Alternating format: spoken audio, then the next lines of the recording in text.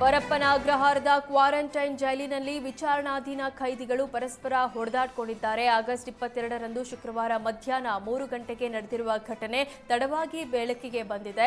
ಜೈಲಿನಲ್ಲಿದ್ದ Bharat and ಗ್ಯಾಂಗ್ನಿಂದ ವಿಚಾರಣಾಧೀನ ಖೈದಿ ಅನಿಲ್ ಕುಮಾರ್ ಮೇಲೆ ಹಲ್ಲೆ ನಡೆಸಲಾಗಿದೆ. ಗಾಯಗೊಂಡ ಅನಿಲ್ನನ್ನ ಚಿಕಿತ್ಸೆಗೆ ಒಳಪಡಿಸಲಾಗಿದೆ. ಘಟನೆ ಸಂಬಂಧ 8 ಮಂದಿ ಖೈದಿಗಳ ವಿರುದ್ಧ ಪರಪ್ಪನ ಅಗ್ರಹಾರ ಪೊಲೀಸ್ ಠಾಣೆಯಲ್ಲಿ ಎಫ್ಐಆರ್ ದಾಖಲಾಗಿದೆ. ಧರ್ಮಸ್ಥಳದ ವಿರುದ್ಧ ಕುತಂತ್ರಿಗಳ ಕುತಂತ್ರ ಅನಾವರಣ ಹಿನ್ನೆಲೆ ಷಡ್ಯಂತ್ರ ರೂಪಿಸೋರಿಗೆ ತಕ್ಕ ಶಿಕ್ಷೆ ಆಗಬೇಕೆಂದು ಭಕ್ತರು ಆಗ್ರಹಿಸಿದ್ದಾರೆ. ಎಲ್ಲವನ್ನ ಕ್ಷೇತ್ರ ಪಾಲಕ ಅಣ್ಣಪ್ಪ ಸ್ವಾಮಿಗೆ ಬಿಟ್ಟ ಭಕ್ತರು ಅಣ್ಣಪ್ಪ ಸ್ವಾಮಿ ದೇಗುಲದ ಮುಂದೆ ಈಡುಗಾಯಿ ಒಡೆದು ಪ್ರಾರ್ಥನೆ ಸಲ್ಲಿಸಿದ್ದಾರೆ. ಕುತಂತ್ರಿಗಳ ಕುತಂತ್ರಕ್ಕೆ ನೀನೇ ಉತ್ತರಿಸು, ಪಾತ್ರಧಾರಿಗಳ ಬಂಧನವಾಗಿದೆ, ಸೂತ್ರಧಾರಿಗಳ ಬಂಧನವೂ ಆಗಬೇಕು.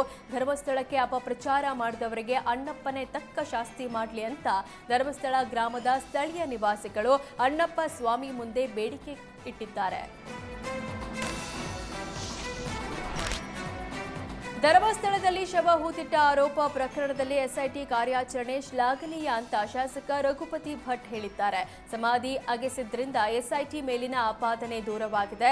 ಎಸ್ಐಟಿ ಟೀಮ್ ಕಾರ್ಯಕ್ಕೆ ಅಭಿನಂದನೆ ಸಲ್ಲಿಸುತ್ತೇನೆ. ಭಕ್ತರು ಜನರಿಗೆ ಹಲವಾರು ಸಂಶಯ ಇತ್ತು.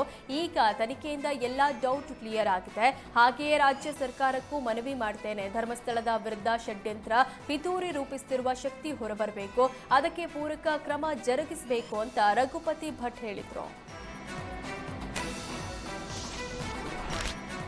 ಗಣೇಶ ಚತುರ್ಥಿ ಹಾಗೂ ಈದ್ ಮಿಲಾದ್ ಹಬ್ಬ ಹಿನ್ನೆಲೆ ವಿಜಯನಗರ ಜಿಲ್ಲೆಯಲ್ಲಿ ಪ್ರಭಾರ ಎಸ್ಪಿ ಅರುಣಾಂಶಗಿರಿ ನೇತೃತ್ವದಲ್ಲಿ ಸರ್ವಧರ್ಮ ಸಭೆ ನಡೆಸಲಾಗಿದೆ. ವಿಜಯನಗರ ಜಿಲ್ಲೆಯಲ್ಲಿ 2,000ಕ್ಕೂ ಹೆಚ್ಚು ಗಣಪತಿ ಪ್ರತಿಷ್ಠಾಪನೆ ಮಾಡಲಾಗುತ್ತಿದೆ. ಹೀಗಾಗಿ ಗಣಪತಿ ಮೆರವಣಿಗೆ ಪ್ರಯುಕ್ತ ಹೆಚ್ಚಿನ ಪೊಲೀಸ್ ಬಂದೋಬಸ್ತ್ ನಿಯೋಜನೆ ಮಾಡಲಾಗಿದೆ. ಮೆರವಣಿಗೆ ವೇಳೆ ಯಾರಾದರೂ ಅಶಾಂತಿ ಗೊಂದಲ ಸೃಷ್ಟಿಸಿದ್ರೆ ಕ್ರಮ ಜರುಗಿಸಲಾಗುತ್ತೆ ಅಂತ ಎಚ್ಚರಿಕೆ ನೀಡಲಾಗಿದೆ. ಜೊತೆಗೆ ಎಲ್ಲಾ ತಾಲೂಕುಗಳ ಠಾಣಾ ವ್ಯಾಪ್ತಿಯಲ್ಲಿ ರೂಟ್ ಮಾರ್ಚ್ ಮಾಡಿದ್ದು ಯಾವುದೇ ಅಹಿತಕರ ಘಟನೆಗೆ ಅವಕಾಶ ನೀಡಲ್ಲ. ಆಯೋಜಕರು ಕೂಡ ಪೊಲೀಸರ ಜೊತೆ ಕೈಜೋಡಿಸಿ ನಿಯಮ ಪಾಲಿಸಬೇಕು. ಹೊಸಪೇಟೆ ನಗರದಲ್ಲಿ 70 ಕಡೆ ಸ್ಥಳಗಳ ಗುರುತಿಸಿದ್ದು 170 ಕಡೆ ಸಿಸಿಟಿವಿ ಅಳವಡಿಕೆ ಮಾಡಲಾಗಿದೆ ಅಂತ ಎಸ್ಪಿ ತಿಳಿಸಿದರು.